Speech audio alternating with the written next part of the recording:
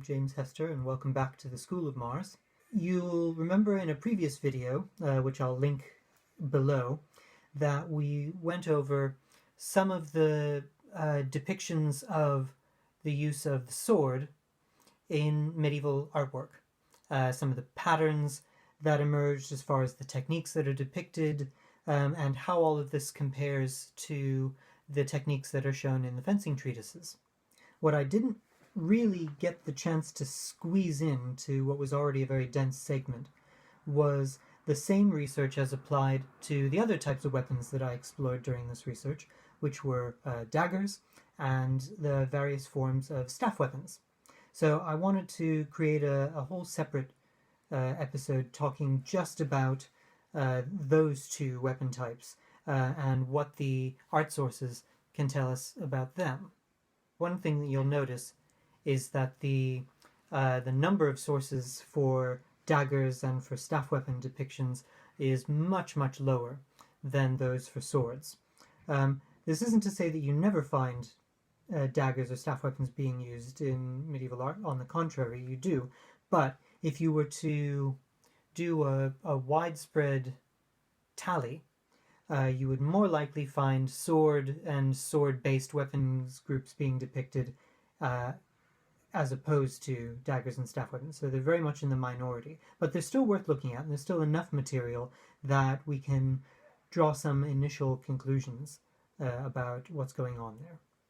So going back over the sources that were consulted in order to gather all this information together, as you can see here, most of these art sources are drawn from the usual suspects of some of the great art museums and galleries and libraries around the world. A lot of these are images that are thankfully digitized and widely available for consultation online, which is extremely helpful for this kind of work. Some of it I did encounter while I was on my research trips in various museums and galleries, and I documented them myself. And quite a lot of others, once again, was courtesy of an entire summer in the bowels of the Courtauld Institute in London, where they have an extensive art library, and I spent about 3 months of at least 3 days a week sifting through their art library, folder by folder, looking at every single artist within the period that I was focusing on, so roughly mumble 1350 to 1500. It was a grueling task, but a rewarding one, because some really interesting stuff came out of it. So we'll look very briefly again at the system of categorization that I used in order to organize all of these depictions. It's the same principle that I used for the sword-based groups. So as you can see, at the broadest category at the top, we start with the weapon group. So whether that's for daggers in general, or for staff weapons, initially I separated them by the type of staff weapon. So that would be halberds, poleaxes, bills, and glaives. And then whether or not those weapons have any supplementary arms with them. So in the case of a dagger, if it were accompanied by a shield or a buckler or anything like that. Then they're subdivided into those depictions where the combatants are on foot or on horseback. Then they're further divided into the type of technique that's being shown. Ready positions, very briefly, are any positions that are not overtly attacking. They are positions that serve one of two purposes, or both. They are either positions to deter an incoming attack from an opponent, or positions that make good launch positions for an attack of one's own. And frequently, a ready position will, in one way or another, serve both of these purposes. And then we have, for the other two technique categories, the two attack types. So either a strike, which is an attack that's using the edge of the weapon, or thrust, which is using the tip or the point. Categories are then further divided by the position of the combatant's feet and legs. So whether it's the right or left foot forward, or whether the feet are depicted as more or less in a parallel position. And then further divided again by the position of the upper body, whether the body is squared forward or twisted to the right or left. And then finally, by whether or not the figures and or their targets are armored or unarmored.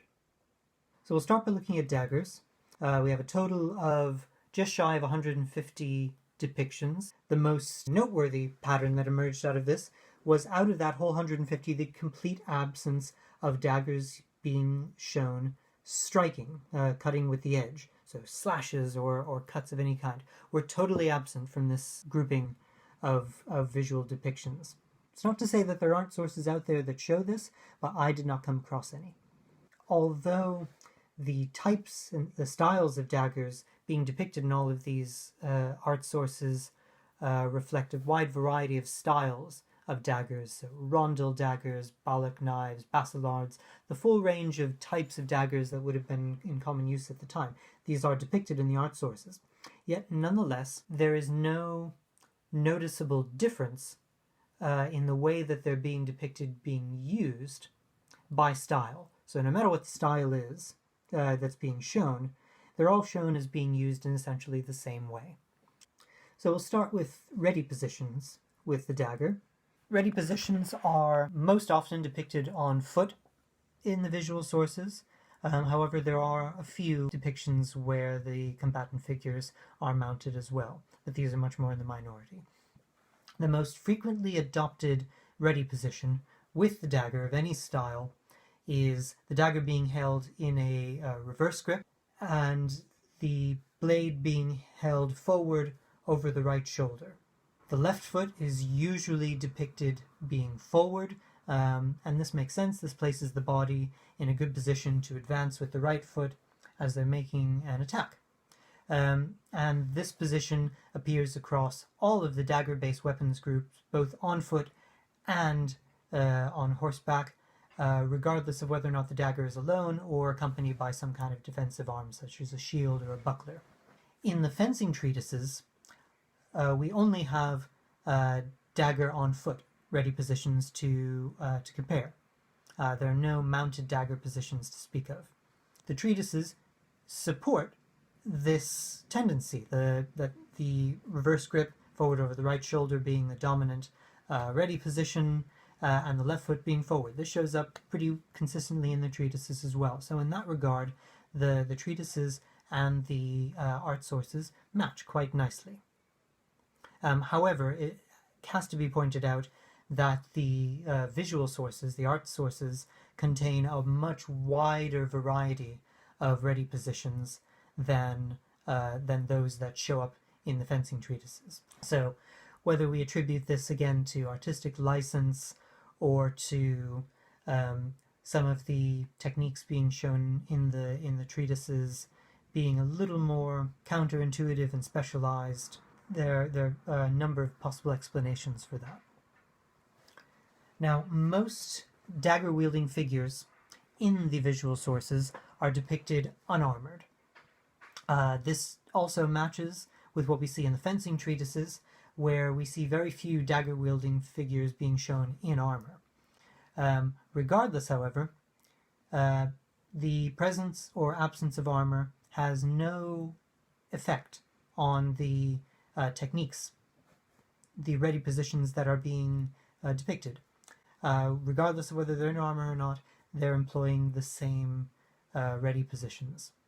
When I tried to further subdivide all of these depictions in the art sources by groups such as by date, by the region of origin, or by the particular media that we're dealing with, whether it was manuscript, miniatures, or paintings or tapestries, there's no perceivable difference in the patterns that show up. So that suggests to us that there's, within the period of time we're dealing with and within the geographical region that we're dealing with, that there was no perceivable change in the use of the dagger within this time period. So now we'll move on to thrusting depictions with the daggers.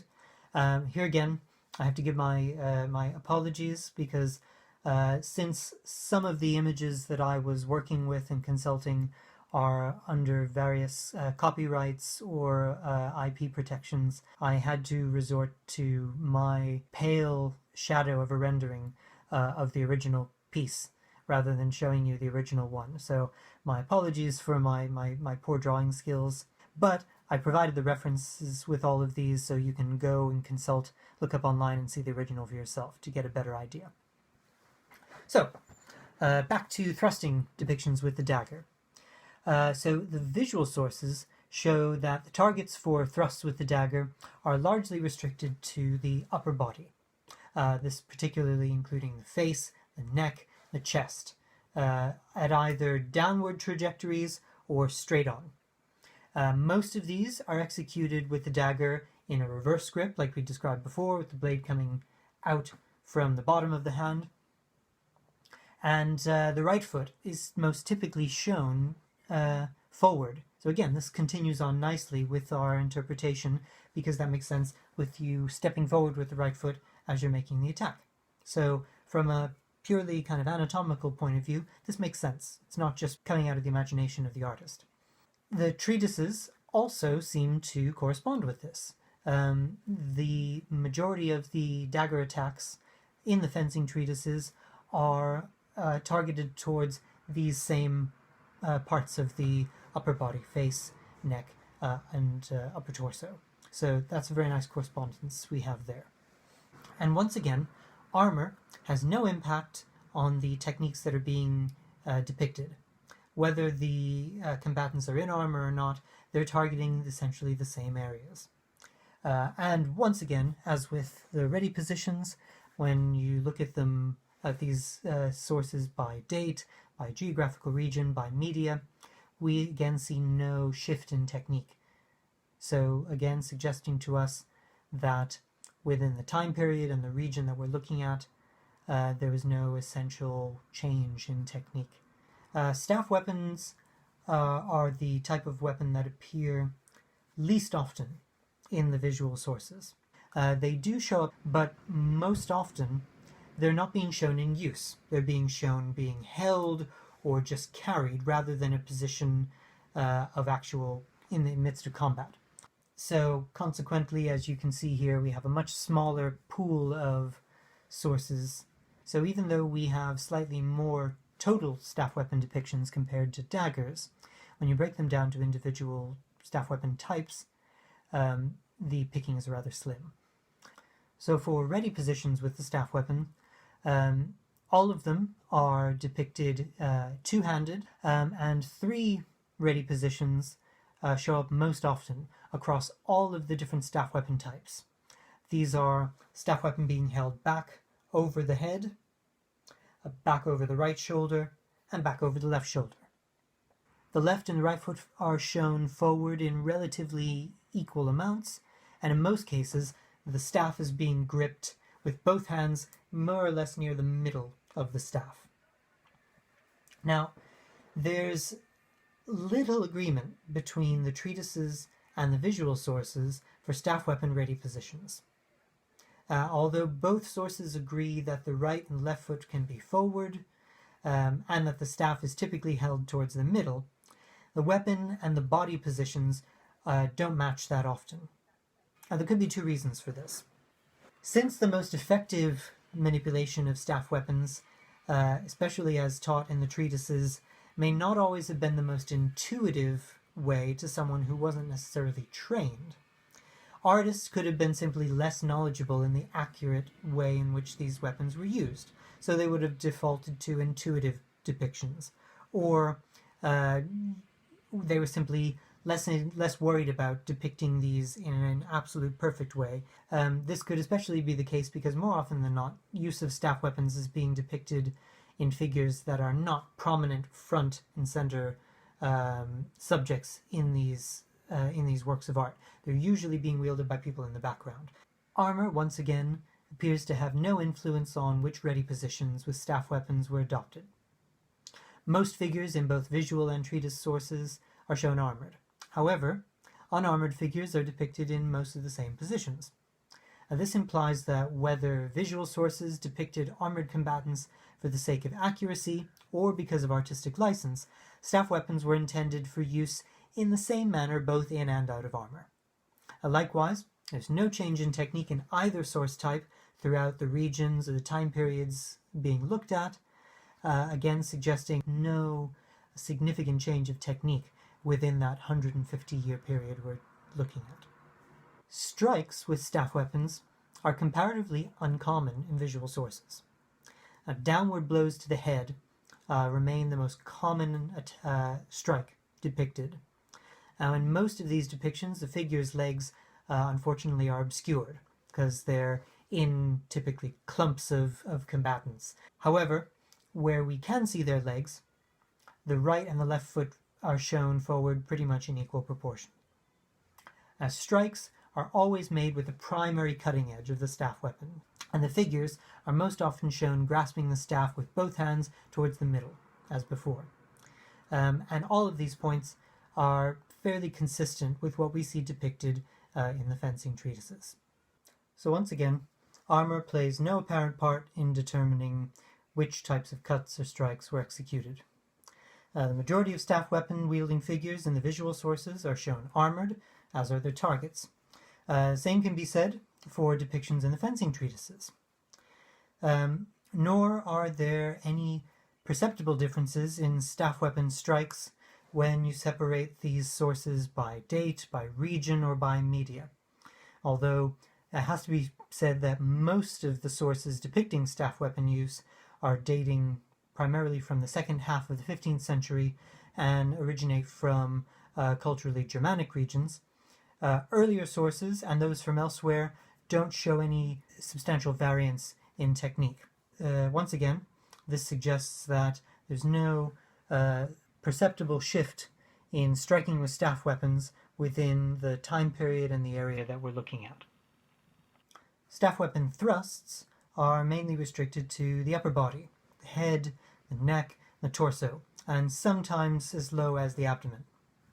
The stances are quite varied as well. Both feet are shown forward in pretty much equal amounts. Thrusts with the staff weapons in the treatises are similarly restricted to head, torso, and abdomen, and there's the same sort of variance in stance here as well, both legs forward in more or less equal amounts. Once again, armor doesn't influence which techniques are being employed, so although some depictions, the attackers are shown targeting the vulnerable areas of their opponents, such as the face, the armpits, the groin. In other depictions in the art sources, the torso and the abdomen are being targeted and indeed penetrated, even if the target is wearing plate over these areas. In contrast, however, the fencing treatises do make a point of differentiating, rather, between the techniques used in armor and out of armor. When combatants are shown in armor, the target are restricted to these vulnerable areas, again, face, armpits, neck, and other unprotected areas. Only when the combatants are shown unarmored do we see thrusts to the torso and the abdomen. So all of this implies two conclusions. One, that the presence of armor did actually alter techniques when you're thrusting with a staff weapon, showing that there'd be some difference in training for whether you're fighting in or out of armor, and also that the visual sources, at least in this instance, rather than attempting accurate portrayal of equipment and techniques, appear to portray armor as simply an aesthetic device, rather than caring all that much about how the presence of armor impacted the techniques that the combatants were using. As with all of the other categories that we discussed, we again see no difference in technique between the date subgroups, the region subgroups, and the media subgroups. As with the other staff weapon categories, it's important to point out that we're dealing with mainly late 15th century German source material for the art sources. However, looking at the depictions from outside of this, we see the same sort of patterns. Again, this implies that we don't see any substantial shift in techniques between the later part of the 14th century through to the end of the 15th in the chunk of Western and Northern Europe that we're focusing on. So what does all this tell us? In general, it indicates to us that daggers and staff weapons are depicted in much fewer numbers in the visual sources compared to, say, swords. I think it's more of an indication of artistic preferences. The sword being a much more iconic, a much more glamorous weapon in the eyes of many at this time. You're going to see that depicted much more frequently than probably what were regarded as much more utilitarian and munitions grade weapons, such as daggers and staff weapons. We do see some differences in depictions between the visual sources and the fencing treatises, and this mainly shows up, as we've discussed, in staff weapons. However, overall, we see a significant amount of correspondence between the two sources. So even though there's a few areas where they differ, and I think it's important for us to keep those areas in the backs of our minds when we're doing research and we're trying to interpret these sources, it's fairly safe to say that the art sources and the treatises correspond in more places than they disagree. So that's all for today. If you have any questions about anything you've seen here, please feel free to leave a question in the comments, and I'll endeavor to answer it to the best of my abilities. If you're looking for more of my work, you can go to schoolofmars.com. You can check out the School of Mars Facebook group. For my patrons who are watching this, once again, you have my heartfelt thanks for your continued support, and I hope that you're enjoying everything that you're seeing. For those who like what they see and want to help me continue to do this work, consider going onto Patreon and becoming one of my patrons. There's a variety of different categories that you can choose from to support me, and you get all sorts of different rewards depending on which category. For those who are interested in taking up the sword as opposed to just reading and listening about it, if you go to schoolofmars.com/training, you'll see all of the different options where you can start to train with me in various configurations, whether it's in person or remotely. Apart from that, I hope all of you have enjoyed this and found it informative. Thank you very much for your attention, and see you next time.